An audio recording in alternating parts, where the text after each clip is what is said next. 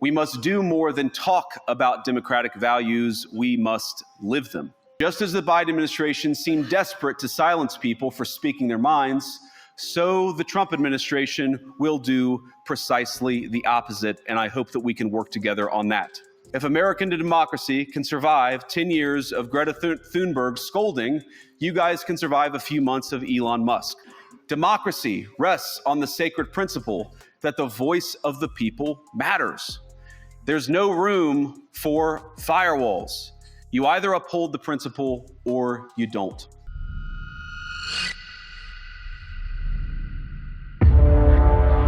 Olá, polêmicos! Tudo bem? Você gosta do Trump, né? Então vai adorar o vice-presidente dos Estados Unidos, J.D. Vance. Aos 40 anos, James David Vance se tornou o terceiro vice-presidente dos Estados Unidos mais jovem da história. O republicano foi criado pela avó numa família pobre e cheia de problemas, enquanto sua mãe enfrentava vício em drogas. Ainda jovem, Vance se alistou e fez parte dos fuzileiros navais e serviu aos Estados Unidos lá na Guerra do Iraque, no início dos anos 2000. Escreveu best-sellers, criou uma instituição de caridade que ajuda viciados em drogas, foi senador dos Estados Unidos pelo estado de Ohio, é casado com uma indiana americana e é o principal herdeiro político de Trump. Essa semana em Munique deu um discurso arrasador, colocou o dedo na ferida mais dolorosa na Europa, que insiste em perseguir a liberdade de expressão. Onde é que eu já vi esse filme acontecer também? Deixa agora o discurso completo. Eu até tentei cortar, mas não deu. Todas as partes são boas. Vale a pena. Peço a você para prestar bem atenção na cara de bumbum dos outros membros da Europa. Parece que eles não gostaram nada de tanta sinceridade do vice-presidente. Vamos ver? Gathered delegates and luminaries and media professionals, and thanks especially to the host of the Munich Security Conference for being able to put on such an incredible event. We're, of course, thrilled to be here. We're happy to be here. And, you know, one of the things that I wanted to talk about today is, of course, our shared values. And, you know, it's great to be back in Germany. As you heard earlier, I was here last year as United States Senator. I saw Foreign Secretary David Lammy and joked that both of us last year had different jobs than we have now. But now it's time for all of our countries, for all of us who have been fortunate enough to be given political power by our respective peoples, to use it wisely to improve their lives. And I want to say that, you know, I was fortunate in my time here to spend some time outside the walls of this conference over the last 24 hours. And I've been so impressed by the hospitality of the people, even as, of course, as they're reeling from yesterday's horrendous attack. And the first time I was ever in Munich was with my wife, actually, who's here with me today, on a personal trip. And I've always loved the city of Munich, and I've always loved its people. And I just want to say that we're very moved, and our thoughts and prayers are with Munich and everybody affected by the evil inflicted on this beautiful community. We're thinking about you, we're praying for you, and we will certainly be rooting for you in the days and weeks to come. Now, thank you.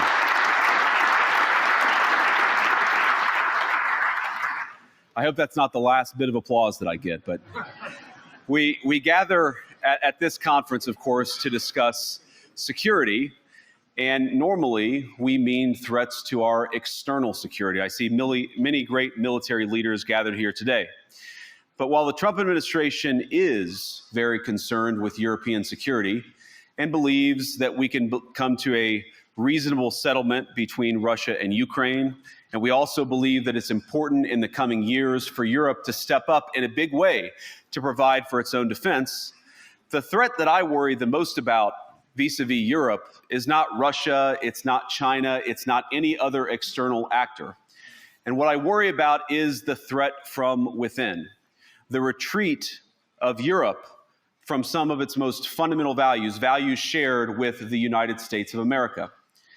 Now, I was struck that a former European commissioner went on television recently and sounded delighted that the Romanian government had just annulled an entire election.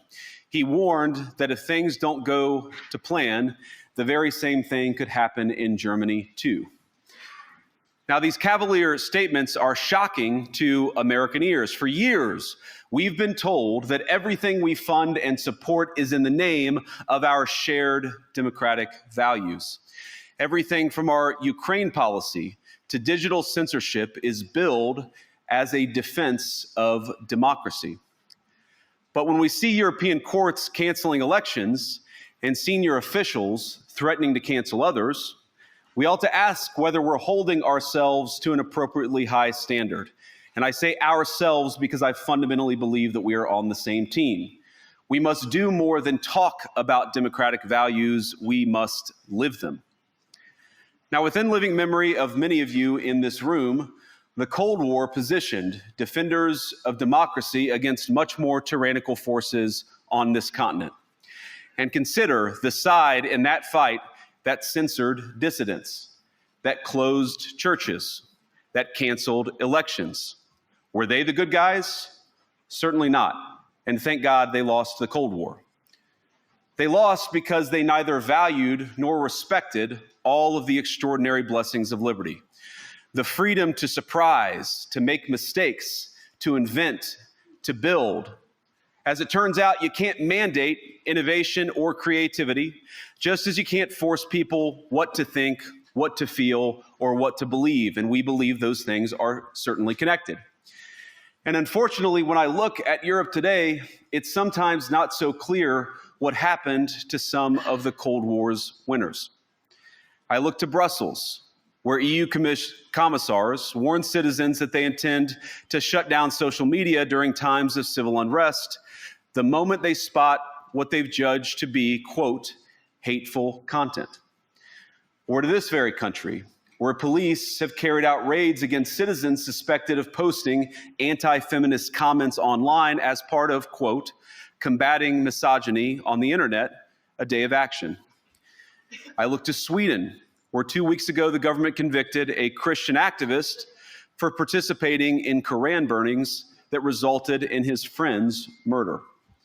And as the judge in his case chillingly noted, Sweden's laws to supposedly protect free expression do not, in fact, grant, and I'm quoting, a free pass to do or say anything without risking offending the group that holds that belief. And perhaps most concerningly, I look to our very dear friends, the United Kingdom, where the backslide away from conscience rights has placed the basic liberties of religious Britons in particular in the crosshairs. A little over 2 years ago, the British government charged Adam Smith Connor, a 51-year-old physiotherapist and an Army veteran, with the heinous crime of standing 50 meters from an abortion clinic and silently praying for 3 minutes. Not obstructing anyone, not interacting with anyone, just silently praying on his own. And after British law enforcement spotted him and demanded to know what he was praying for, Adam replied simply, it was on behalf of the unborn son he and his former girlfriend had aborted years before. Now, the officers were not moved. Adam was found guilty of breaking the government's new buffer zones law, which criminalizes silent prayer and other actions that could influence a person's decision within 200 meters of an abortion facility. He was sentenced to pay thousands of pounds in legal costs to the prosecution. Now, I wish I could say that this was a fluke, a one-off crazy example of a badly written law being enacted against a single person. But no, this last October, just a few months ago, the Scottish government began distributing letters to citizens whose houses lay within so-called safe access zones, warning them that even private prayer within their own homes may amount to breaking the law. Naturally, the government urged readers to report any fellow citizens suspected guilty of thought crime. In Britain and across Europe, free speech, I fear, is in retreat. And in the interest of comedy, my friends, but also in the interest of truth, I will admit that sometimes the loudest voices for censorship have come not from within Europe, but from within my own country, where the prior administration threatened and bullied social media companies to censor so-called misinformation. Misinformation like, for example, the idea that coronavirus had likely leaked from a laboratory in China. Our own government encouraged private companies to silence people who dared to utter what turned out to be an obvious truth. So I come here today not just with an observation, but with an offer. And just as the Biden administration seemed desperate to silence people for speaking their minds, so the Trump administration will do precisely the opposite, and I hope that we can work together on that.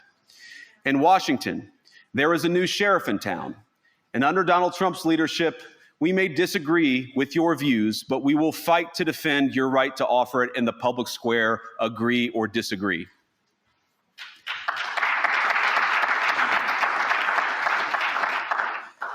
Now, we're at the point, of course, that the situation has gotten so bad that this December, Romania straight up canceled the results of a presidential election based on the flimsy suspicions of an intelligence agency and enormous pressure from its continental neighbors. Now, as I understand it, the argument was that Russian disinformation had infected the Romanian elections.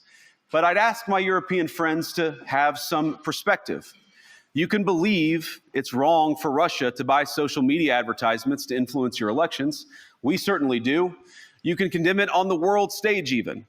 But if your democracy can be destroyed with a few $100,000 of digital advertising from a foreign country, then it wasn't very strong to begin with. Now, the good news is that I happen to think your democracies are substantially less brittle than many people apparently fear. And I really do believe that allowing our citizens to speak their mind will make them stronger still.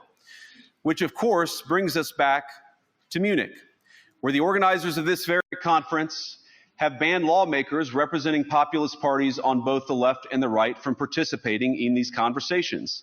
Now, again, we don't have to agree with everything or anything that people say. But when people represent, when political leaders represent an important constituency, it is incumbent upon us to at least participate in dialogue with them. Now, to many of us on the other side of the Atlantic, it looks more and more like old entrenched interests hiding behind ugly Soviet-era words like misinformation and disinformation, who simply don't like the idea that somebody with an alternative viewpoint might express a different opinion or, God forbid, vote a different way or, even worse, win an election. Now, this is a security conference, and I'm sure you all came here prepared to talk about how exactly you intend to increase defense spending over the next few years in line with some new target. And that's great, because as President Trump has made abundantly clear, he believes that our European friends must play a bigger role in the future of this continent. We don't think, you hear this term, burden sharing, but we think it's an important part of being in a shared alliance together that the Europeans step up while America focuses on areas of the world that are in great danger. But let me also ask you, how will you even begin to think through the kinds of budgeting questions if we don't know what it is that we're defending in the first place? I've heard a lot already in my conversations, and I've had many, many great conversations with many people gathered here in this room. I've heard a lot about what you need to defend yourselves from, and of course that's important. But what has seemed a little bit less clear to me, and certainly I think to many of the citizens of Europe, is what exactly it is that you're defending yourselves for. What is the positive vision that animates this shared security compact that we all believe is so important? And I believe deeply that there is no security if you are afraid of the voices, the opinions, and the conscience that guide your very own people. Europe faces many challenges, but the crisis this continent faces right now, the crisis I believe we all face together, is one of our own making. If you're running in fear of your own voters, there is nothing America can do for you. Nor, for that matter, is there anything that you can do for the American people who elected me and elected President Trump. You need democratic mandates to accomplish anything of value in the coming years. Have we learned nothing that thin mandates produce unstable results? But there is so much of value that can be accomplished with the kind of democratic mandate that I think will come from being more responsive to the voices of your citizens. if you're going to enjoy competitive economies, if you're going to enjoy affordable energy and secure supply chains, then you need mandates to govern, because you have to make difficult choices to enjoy all of these things. And of course, we know that very well in America. You cannot win a democratic mandate by censoring your opponents or putting them in jail, whether that's the leader of the opposition, a humble Christian praying in her own home, or a journalist trying to report the news. Nor can you win one by disregarding your basic electorate on questions like who gets to be a part of our shared society. And of all the pressing challenges that the nations represented here face, I believe there is nothing more urgent than mass migration. Today, almost 1 in 5 people living in this country moved here from abroad. That is, of course, an all-time high. It's a similar number, by the way, in the United States, also an all-time high. The number of immigrants who entered the EU from non-EU countries doubled between 2021 and 2022 alone, and of course, it's gotten much higher since. And we know this situation, it didn't materialize in a vacuum. It's the result of a series of conscious decisions made by politicians all over the continent and others across the world over the span of a decade. We saw the horrors wrought by these decisions yesterday in this very city. And of course, I can't bring it up again without thinking about the terrible victims who had a beautiful winter day in Munich ruined. Our thoughts and prayers are with them and will remain with them. But why did this happen in the first place? It's a terrible story, but it's one we've heard way too many times in Europe and unfortunately too many times in the United States as well. An asylum seeker, often a young man in his mid-20s, already known to police, rams a car into a crowd and shatters a community. How many times must we suffer these appalling setbacks before we change course and take our shared civilization in a new direction? No voter on this continent went to the ballot box to open the floodgates to millions of unvetted immigrants. But you know what they did vote for? In England, they voted for Brexit, and agree or disagree, they voted for it. And more all over Europe, they're voting for political leaders who promise to put an end to out-of-control migration. Now, I happen to agree with a lot of these concerns, but you don't have to agree with me. I just think that people care about their homes, they care about their dreams, they care about their safety and their capacity to provide for themselves and their children. And they're smart. I think this is one of the most important things I've learned in my brief time in politics. Contrary to what you might hear a couple mountains over in Davos, the citizens of all of our nations don't generally think of themselves as educated animals or as interchangeable cogs of a global economy. And it's hardly surprising that they don't want to be shuffled about or relentlessly ignored by their leaders. And it is the business of democracy to adjudicate these big questions at the ballot box. I believe that dismissing people, dismissing their concerns, or worse yet, shutting down media, shutting down elections, or shutting people out of the political process protects nothing. In fact, it is the most surefire way to destroy democracy. And speaking up and expressing opinions isn't election interference. Even when people express views outside your own country, and even when those people are very influential. And trust me, I say this with all humor, if American democracy can survive 10 years of Greta Thunberg scolding, you guys can survive a few months of Elon Musk. But what no democracy, American, German, or European, will survive is telling millions of voters that their thoughts and concerns, their aspirations, their pleas for relief are invalid or unworthy of even being considered. Democracy rests on the sacred principle that the voice of the people matters. There's no room for firewalls. You either uphold the principle or you don't. Europeans, the people, have a voice. European leaders have a choice. And my strong belief is that we do not need to be afraid of the future. You can embrace what your people tell you, even when it's surprising. even when you don't agree. And if you do so, you can face the future with certainty and with confidence, knowing that the nation stands behind each of you. And that, to me, is the great magic of democracy. It's not in these stone buildings or beautiful hotels. It's not even in the great institutions that we have built together as a shared society. To believe in democracy is to understand that each of our citizens has wisdom and has a voice. And if we refuse to listen to that voice, even our most successful fights will secure very little. As Pope John Paul II, in my view, one of the most extraordinary champions of democracy on this continent or any other, once said, "Do not be afraid." We shouldn't be afraid of our people, even when they express views that disagree with their leadership. Thank you all. Good luck to all of you. God bless you.